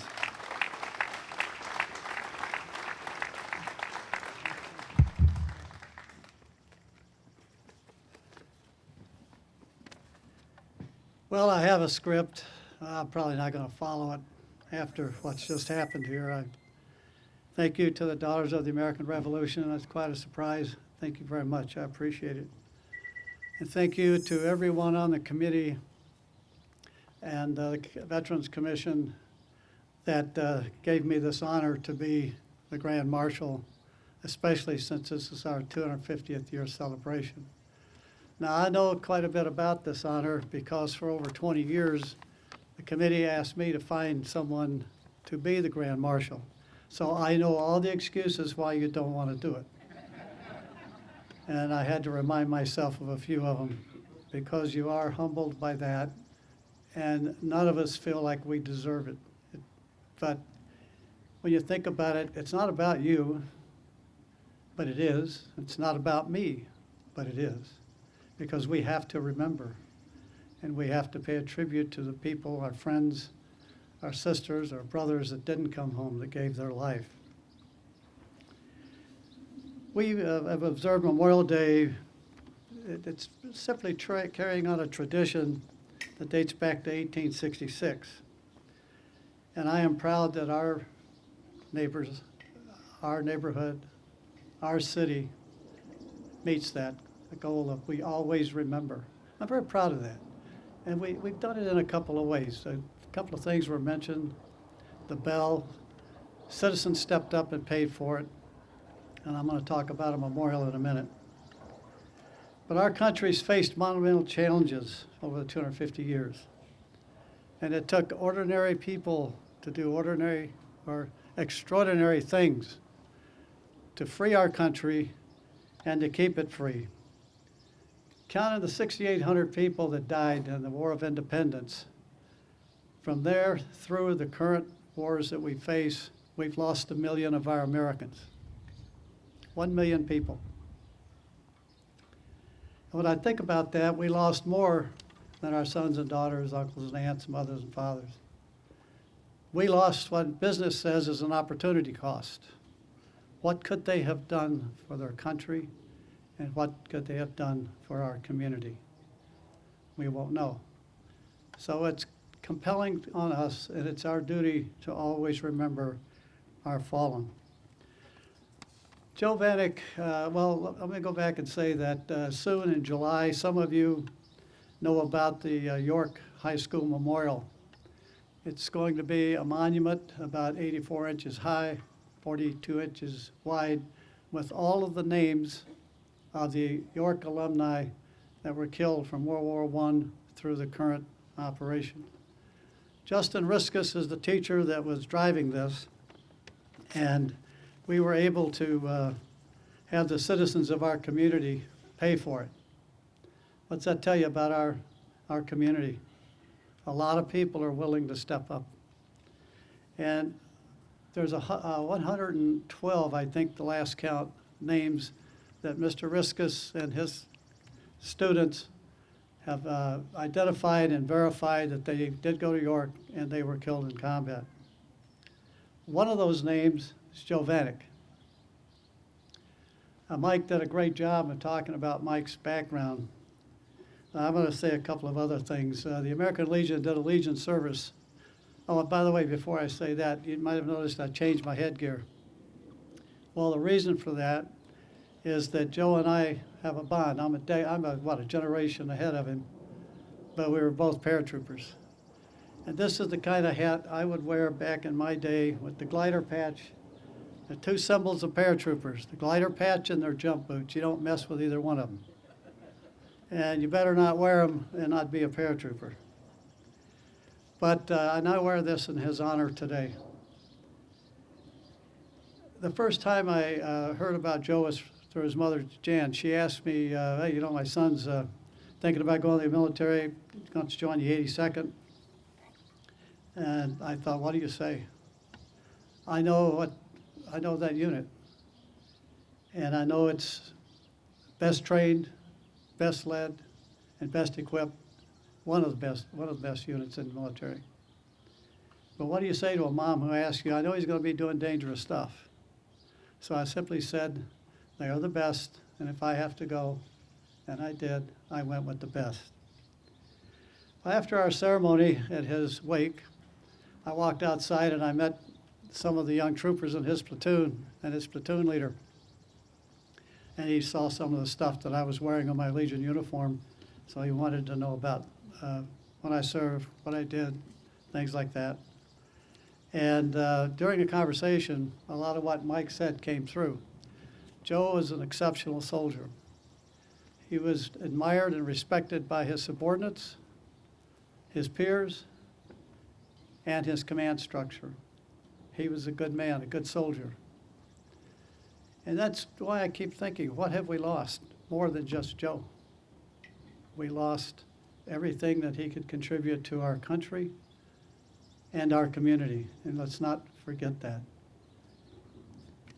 Now, I want us all to get out of here and go enjoy the rest of the day, so I'm not going to say too much about me. If you want to know, come down to the post, and I'll answer any question you have, and the more we drink, the better the stories will get. That's a fact. I can handle that.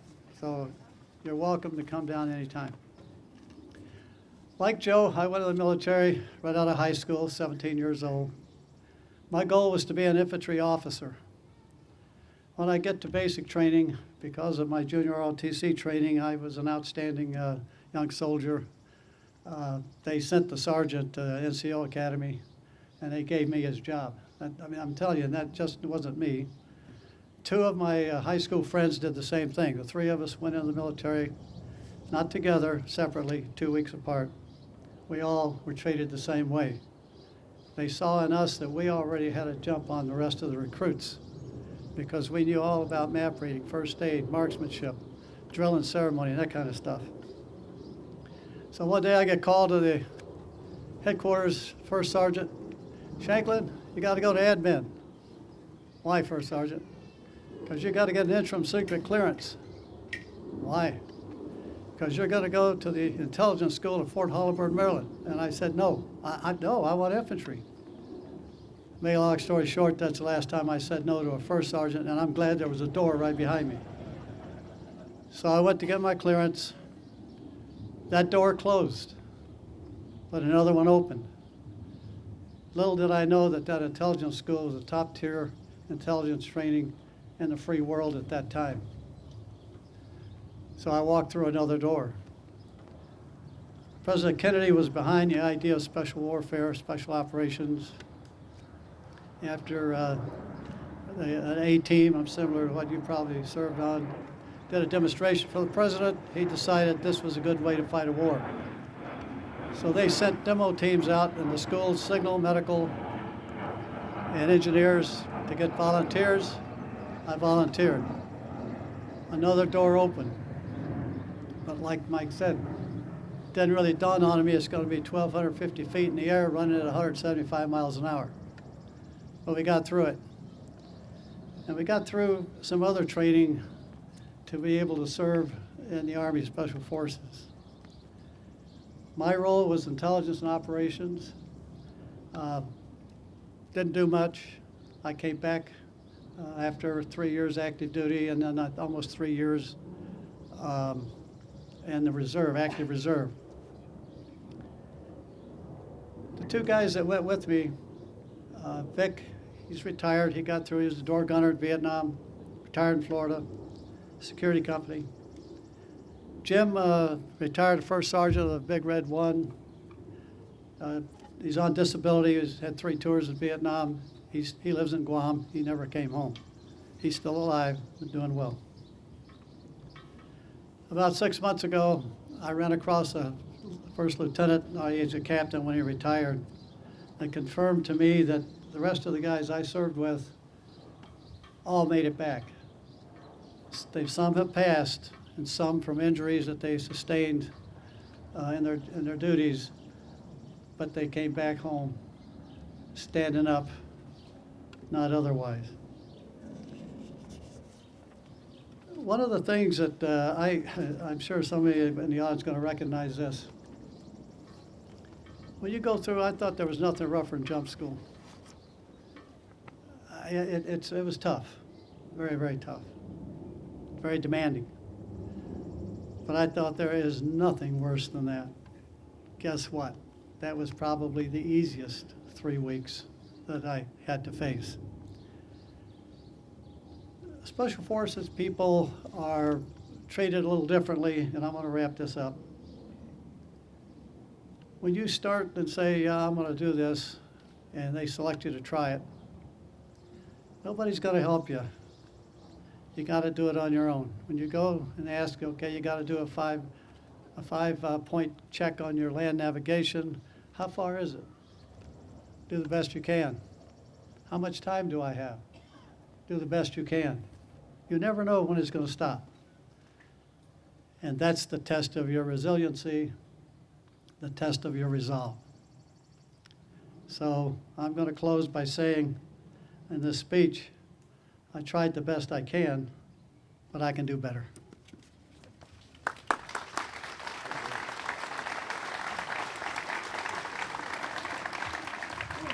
Thank you, Bill.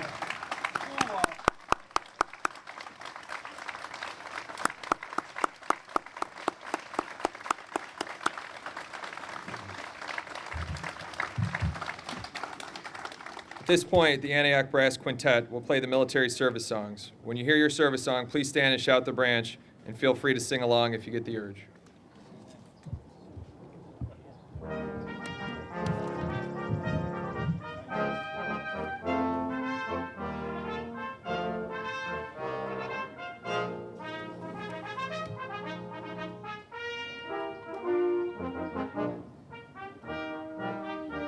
Army. Rolling, proud of all.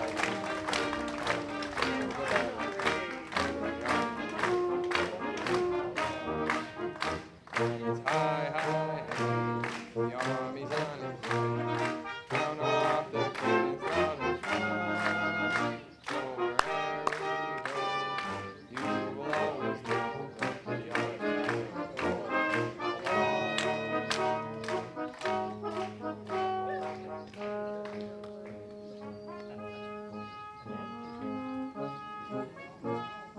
Marines.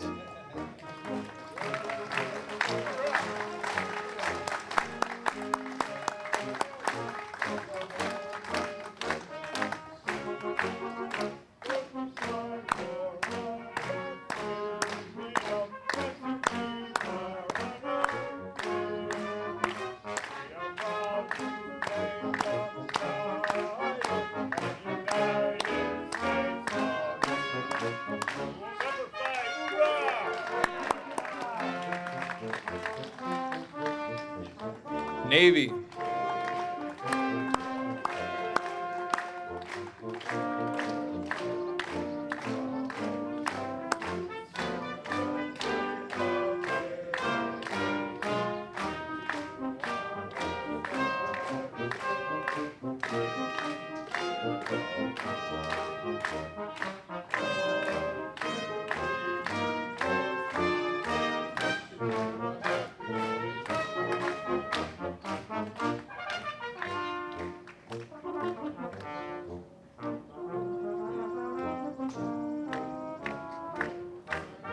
Air Force.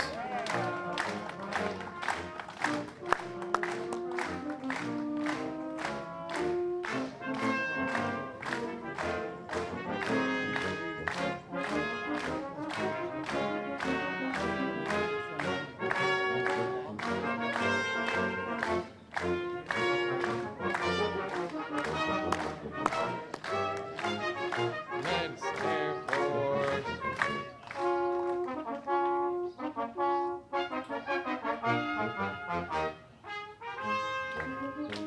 Coast Guard.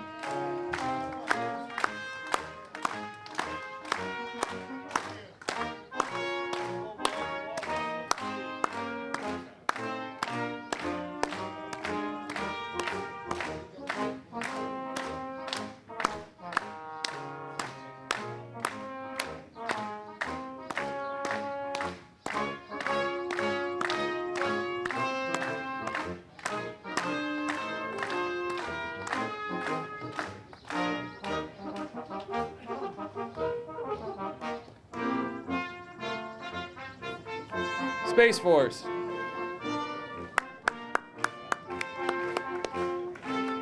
still Coast Guard. Jump the gun.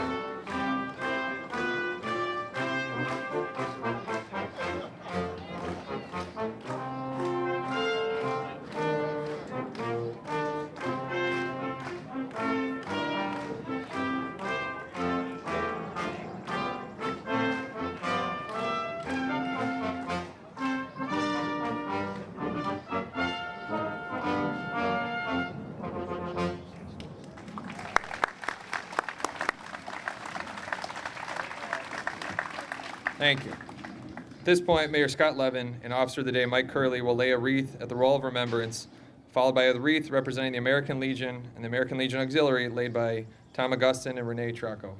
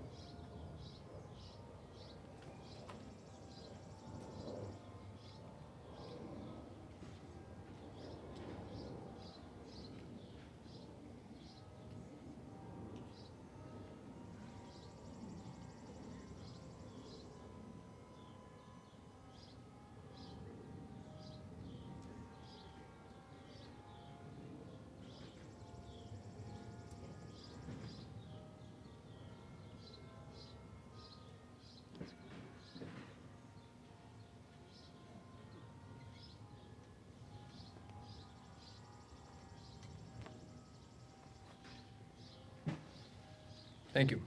At this point, Elmhurst native and Shannon Rovers bagpiper Sean Costello will play Amazing Grace.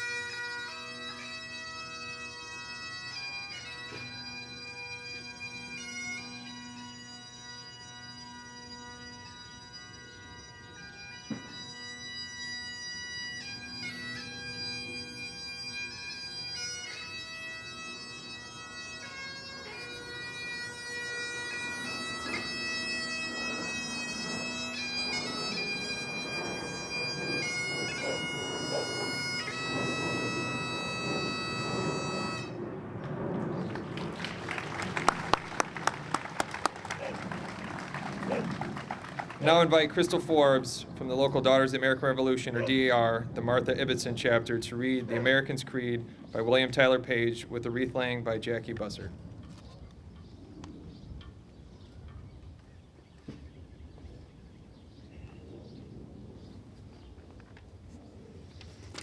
Good afternoon. This year's Memorial Day service holds a special place in the hearts of the members of the Elmhurst Martha Ibbotson chapter of the Daughters of the American Revolution, as well as for the Sons of the American Revolution from the Fox Valley chapter who have joined with us today to help you remember, celebrate, and honor the fallen in service to this country. And from our perspective, to remind you especially of those who served and those who died among the nation's first soldiers and militia in the Revolutionary War. With names like Azariah Breeze, Benjamin Rowe, Job Fuller, Ebenezer Preston, Elisha Bascom, John Lane, and more, it was our own grandfather ancestors who were the nation's first veterans, whose sacrifices established this nation. Estimates vary, but the Department of Veterans Affairs tells us that 375,000 patriots served in the Revolutionary War, and 25,000 of them died in service. You may not have a Revolutionary War patriot in your family tree, but you have a pretty good chance of having some family members in your ancestry who accepted the call to duty in the armed forces. With 43 million men and women having served in the military in our nation's 250-year history, and 1.3 million of them dying in the line of duty, over 60% of Americans have a family connection to a member of the military. For those of us in DAR and SAR, That distant Revolutionary War is remembered not merely as history, but deeply as a personal legacy. That's why the American creed rings so true for us. It's our family's story. It's what our patriot ancestors held dear. We hope it's that way for you too, and for all who share the legacy of family who have given military service, and especially those who have lost loved ones as a result of that service. For all who hold dear the principles of freedom, equality, justice, and humanity. Please join me if you know it, or just listen as I recite it for you, this short summary of what binds us as a nation into many different parts that create a whole, the American's Creed. And if you are able, please stand.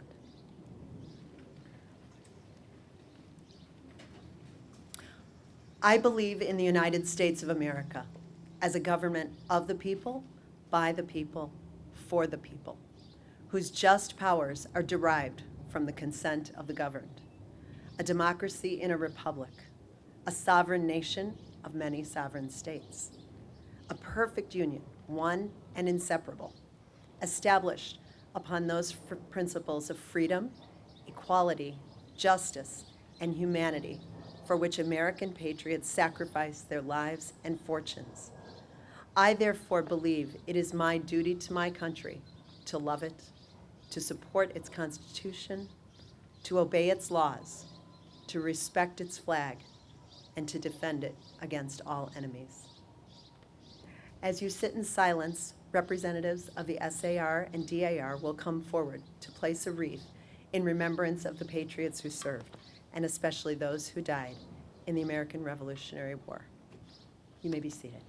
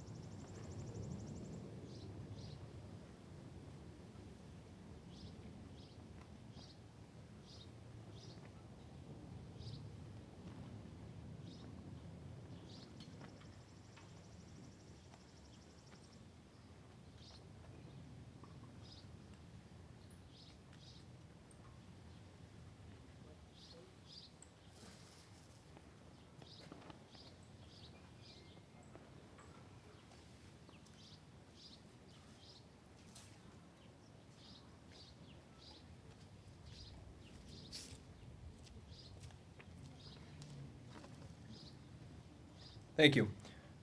And now the chorus of DuPage will lead us in singing God Bless America.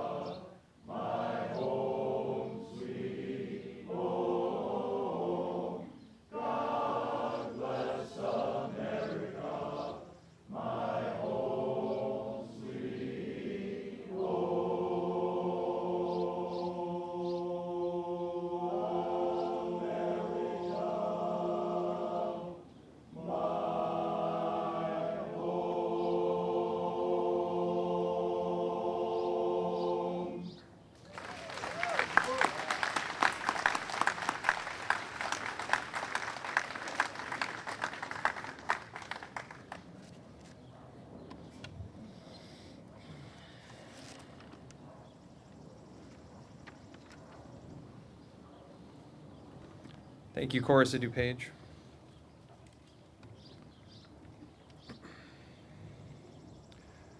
For every fallen service member, there are loved ones who somehow carry on. There are families who bear the mix of emotion, that of pride and grief at the same time. Their resilience deserves our recognition and support.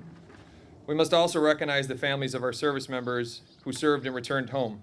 The moms, the dads, the siblings, and spouses who take care of everything here at home with constant worry in their hearts. Join me in thanking the families who do so much to sacrifice so much.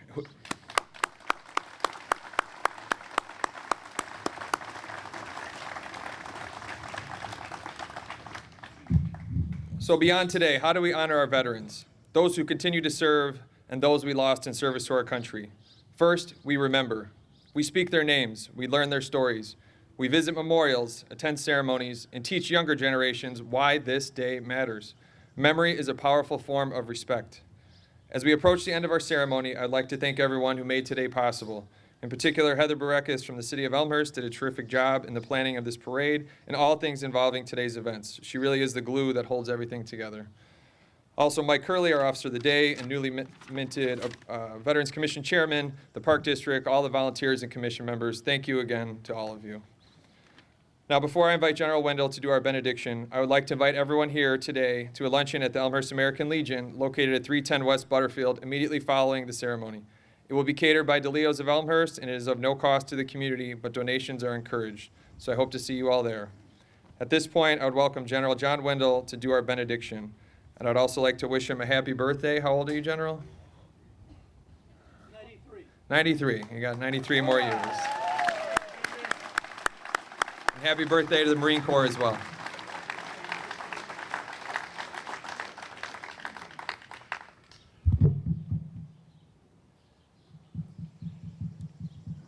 I emigrated to the United States 93 years ago today through the birth canal.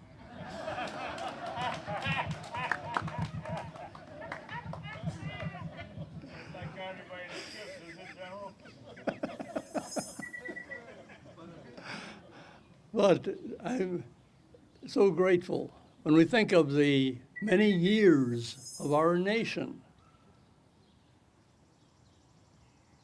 and how many of us don't trace our ancestry back 250 years.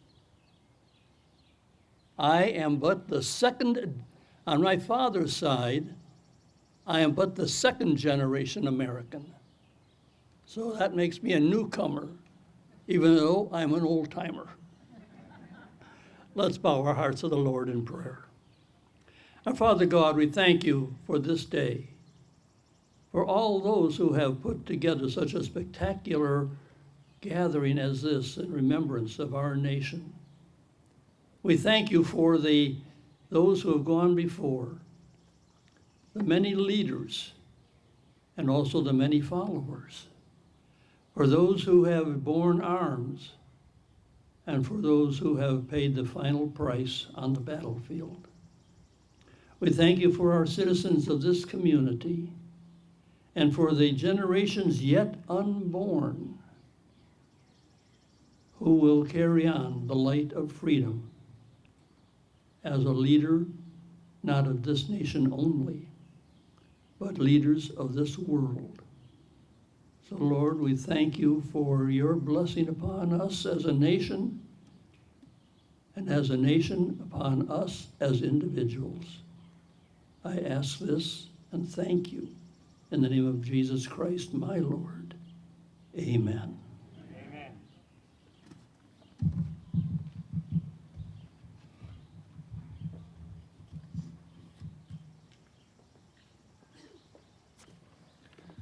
If you are able, please stand while we retire the colors.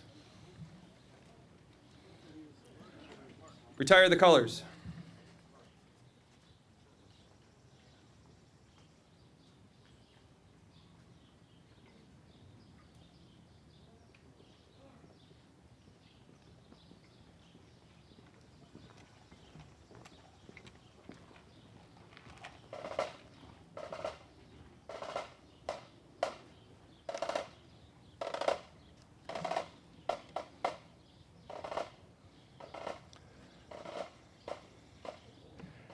That concludes our ceremony. Thank you all for coming, and I hope to see everyone at the American Legion. May God bless all of you, and may God bless America.